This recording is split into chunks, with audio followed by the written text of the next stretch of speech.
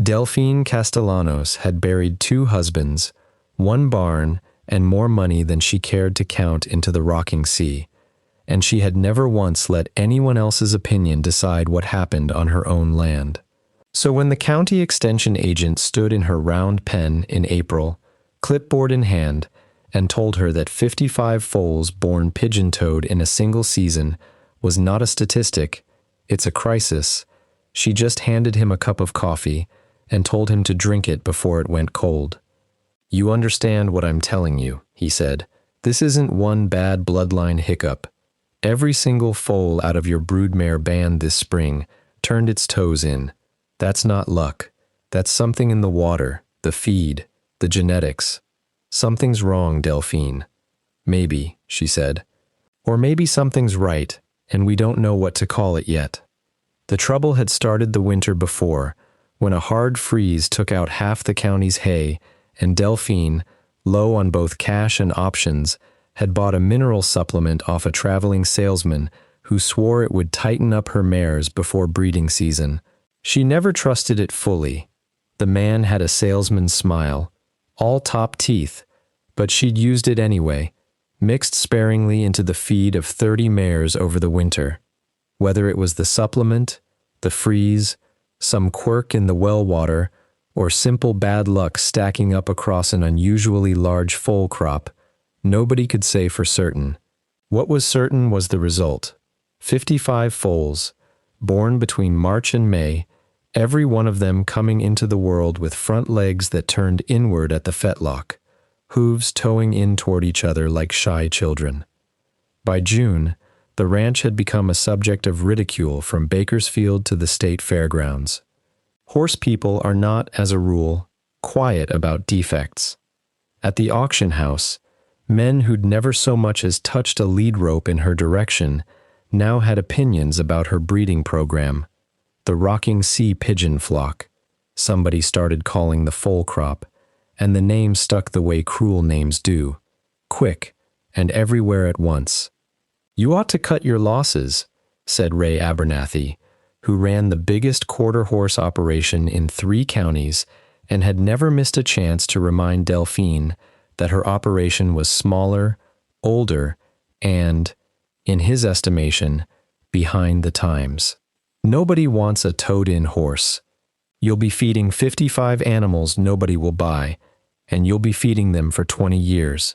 Delphine had heard variations of this argument from her own ranch hands, from the vet, from her sister in Modesto who called every Sunday with a fresh reason Delphine ought to sell the place and move somewhere with air conditioning and no livestock at all. She listened to all of it the same way she listened to weather reports, with polite attention and no intention of changing her plans because of it. What she did instead was watch the foals.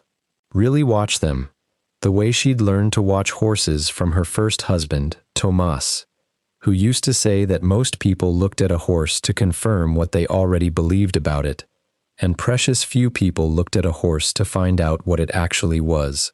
The toed-in stance, it turned out, did something strange to the way these 55 foals moved. A horse that toes in doesn't break over the center of its hoof, the way a correct horse does. It breaks over the outside edge, which ought to be a liability, a stumbling flaw bred out of any sensible program for 100 years.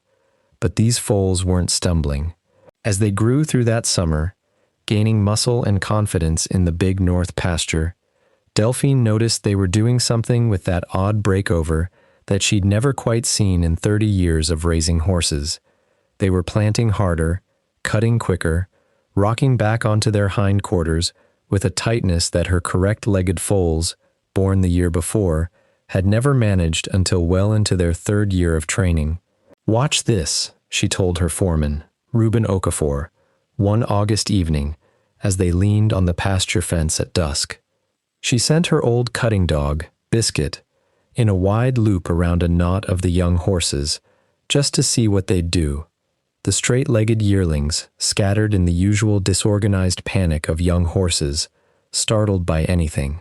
But 3 of the toed-in foals, colts out of the same mare, a big rangy thing named Reina, spun almost as one, dropped their hindquarters low, and cut Biscuit off before he'd covered 10 yards, moving with a low, coiled quickness that no yearling had any business having. "Huh," Reuben said, which from Reuben was practically a speech. They stood there a while longer, watching the light go orange over the hills, and Reuben finally said what Delphine had been circling in her own head for weeks. "You ever notice how every one of the good ones is towed in the same direction, left for worse than right?" She had noticed. It was Raina's own confirmation, faint but present, passed down through nearly every foal she'd thrown that spring, and Delphine had started to wonder if what looked like a flaw was really just Raina's particular gift, diluted and repeated 55 times over until it couldn't be ignored as coincidence anymore. By September, word had gotten around to a rancher 2 valleys over named Otis Van, who ran cattle on rough, brushy country where the footing changed 6 times in a single quarter-mile. Loose shale here, sucking mud there, a jumble of granite boulders the size of washing machines, scattered through the low pasture like something had thrown them.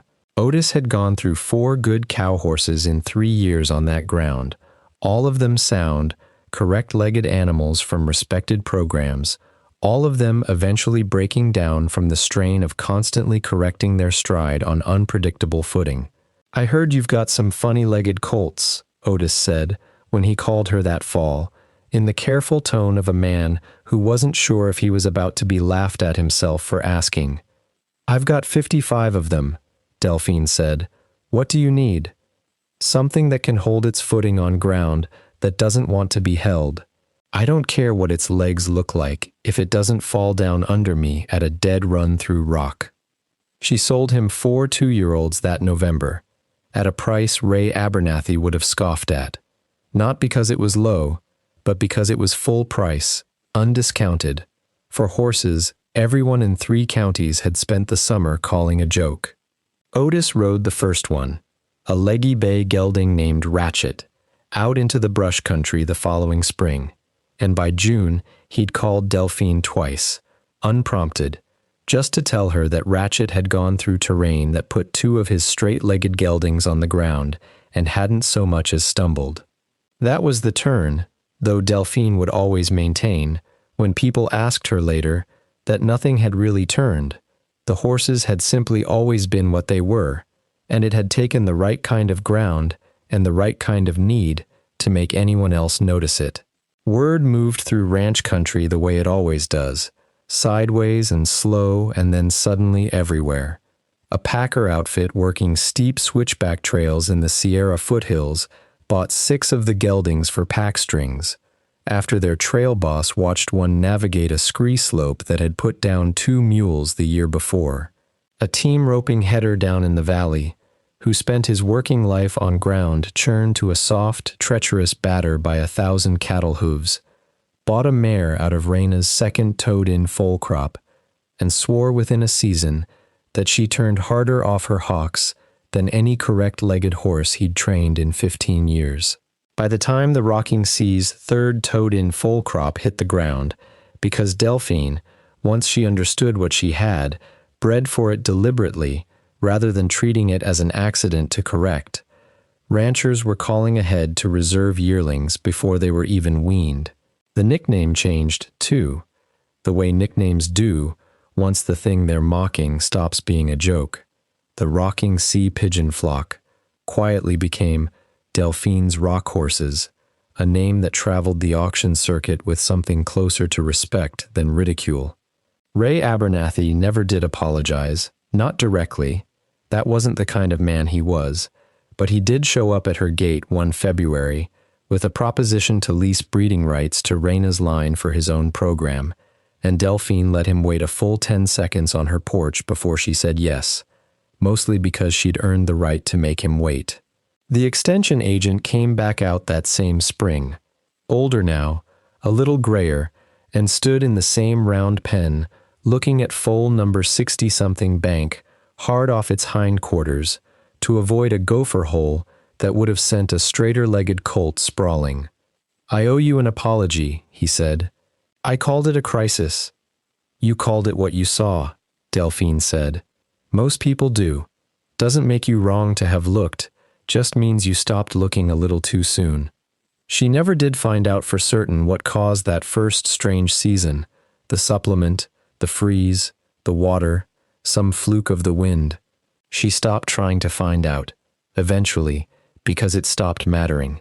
What mattered was that 55 foals nobody wanted had grown into horses that ranchers on the hardest ground in 3 states couldn't do without, and that it had taken exactly one person willing to watch them move instead of just watching them stand still. She kept a photograph, in later years, tacked crooked to the wall of the tack room, of that first foal crop lined along the north fence, 55 sets of toed-in legs planted every which way, looking like a crowd of shy children lined up for a school picture nobody wanted to take. Newer hands sometimes assumed it was a cautionary tale, a lesson in what to breed away from. She'd let them think that for exactly as long as it took to walk them out to the north pasture and watch the current crop of yearlings cut a cow through broken ground, rocking back with that same low, coiled quickness Reuben had first pointed out all those years before. Some flaws, she liked to say, to anyone who asked how she'd known, are just a different kind of correct, waiting on the right ground to prove it.